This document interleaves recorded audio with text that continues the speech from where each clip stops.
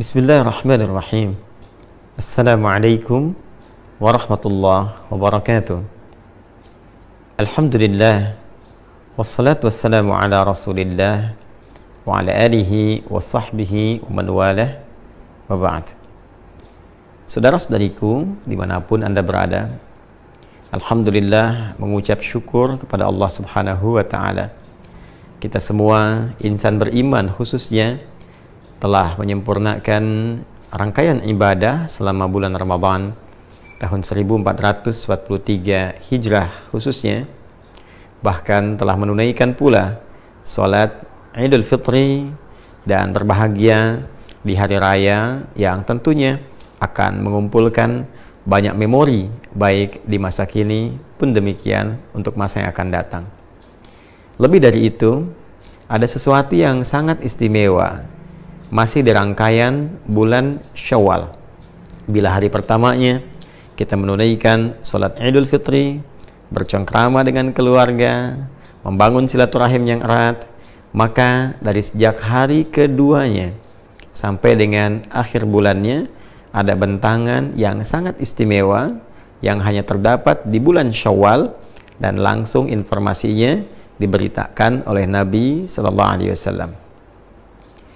Sahabat Abu Ayyub Al-Ansari menerima informasi penting dari Nabi Sallallahu Alaihi Wasallam yang kelak informasi ini akan dicantumkan, dirangkum oleh Al-Imam Muslim dalam kitab Sahih beliau nomor hadis 1164. Qala Rasulullah Sallallahu Alaihi Wasallam. Informasi disampaikan oleh Al-Imam Muslim mengambil sanad riwayat yang tersambung pada sahabat mulia Abu Ayyub Al-Ansari radhiyallahu ta'ala anhu. Beliau menyampaikan satu kali Rasulullah sallallahu alaihi wasallam pernah bersabda, "Man shama Ramadhana thumma atba'ahu sittan min Syawal," atau di riwayat lain bisittin min Syawal, fakana kasyami dahri. Siapapun insan beriman yang telah menyempurnakan puasa Ramadan, kemudian dia ikuti itu dengan menunaikan puasa 6 hari yang berlangsung di bulan Syawal, maka nilai puasa gabungan antara Ramadan yang sebulan itu plus 6 hari yang ditunaikan di bulan Syawal ini, digabungkan keduanya nilainya sama dengan puasa selama 1 tahun. Masya Allah, sebulan ditambah 6 hari itu punya nilai yang setara dengan 1 tahun. Ada 3 hal penting yang dapat diulas dari keterangan hadis ini. Yang pertama, Nabi Muhammad SAW memberikan apresiasi yang tinggi kepada setiap insan beriman yang telah menyempurnakan puasa Ramadan dengan memberikan satu tambahan 6 hari puasa lagi, yang dengan 6 hari ini nilai keseluruhannya menjadi puasa yang setara dengan 1 tahun penuh. Ini rumusnya bisa didapati dalam Quran surah ke-6 Al-An'am di ayat 160.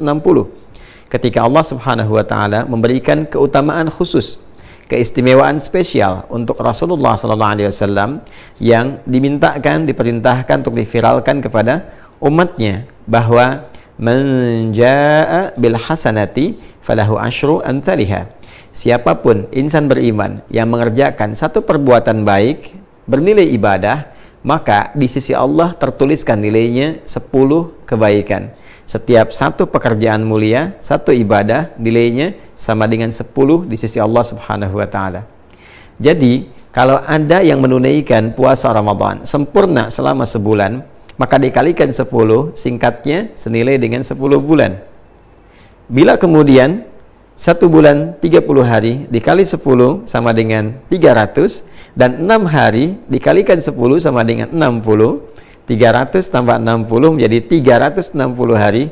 Bukankah ini akumulasi jumlah kurang lebih selama 1 tahun? Maka nilai fantastis ini diberikan oleh Allah Subhanahu wa taala sebagai hadiah untuk umat Nabi Muhammad sallallahu alaihi wasallam melalui kemuliaan Rasulnya. Puasa 1 bulan Ramadan plus 6 hari Syawal nilainya sama dengan 1 tahun penuh. Yang kedua, ini yang paling penting juga untuk dipahami, bahwa teknis penunaian puasa Syawal ini diungkapkan dengan kalimat thumma atba'ahu sittan, kemudian diikuti menggunakan diksi kata thumma, lalu menggunakan kata atba'a. Ini memberikan kesan kepada kita bentuk umum dengan dua pemaknaan, bisa berurutan, bisa juga berselang. Karena kata thumma itu memberikan kesan jeda yang bisa berurutan secara langsung atau diselingi oleh satu kondisi, kegiatan atau peristiwa yang lain, tapi tetap diikutkan dalam frame yang sama. Artinya penunaian ibadah siam sunnah di bulan Syawal ini selama 6 hari itu bisa dilakukan dengan dua cara. Bisa berurutan, berangkai bersamaan, hari kedua, ketiga, keempat, kelima, keenam, ketujuh di bulan Syawal. Jadi sejak dimulai dari hari kedua boleh puasa. Kalau ingin langsung berurutan, ketiga, keempat, kelima, keenam, dan hari ketujuh, 6 hari.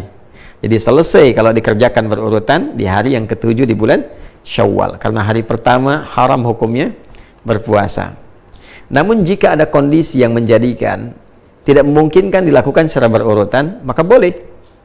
Misal diselang dulu selama 1 hari, 2 hari, atau berdasar kondisi tertentu. Boleh jadi hari kedua masih ada pertemuan keluarga, masih banyak hidangan-hidangan yang dipersembahkan, kadang kunjungan ada makanannya, maka sunnah yang terbaik adalah tidak berpuasa karena sedang suasana bahagia, kemudian dijamu, dan sunnahnya kita membatalkan makan bersama. Itu yang didahulukan. Nanti ada jeda-jeda berikutnya yang boleh jadi kegiatannya lebih longgar, lapang, tidak ada jamuan-jamuan tertentu, maka bisa dilakukan, boleh, silahkan. Hari pertama misalnya kita tidak berpuasa, hari kedua kita mulai berpuasa, hari ketiga jeda misalnya, keempat jeda, kelima berpuasa. Yang penting ada bentangan waktu sebulan untuk ditempuh guna menyempurnakan 6 hari puasa Syawal ini. Yang ketiga, persoalan fikih yang juga tidak kalah penting. Bagaimana bila ada yang masih memiliki utang qadha?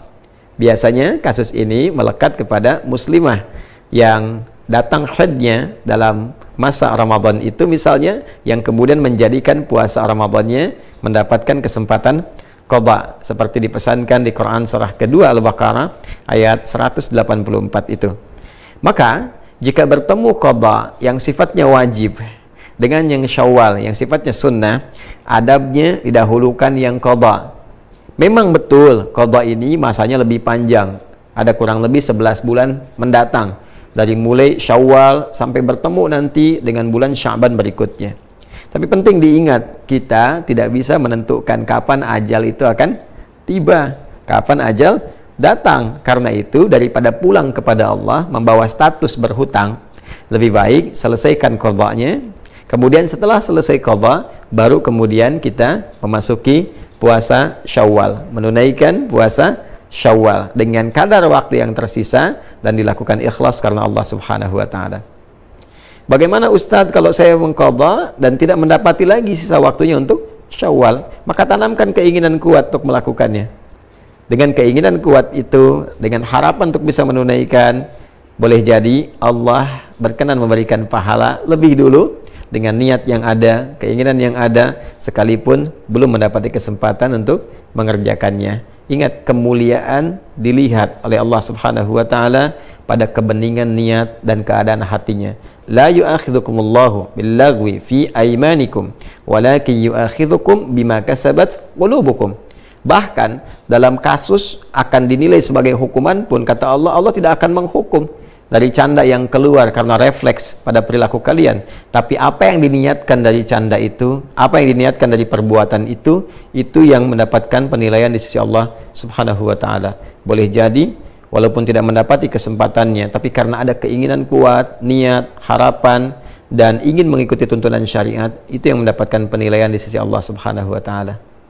Saudara-saudariku, kesempatannya hanya di bulan Syawal, tidak ada di bulan yang lain.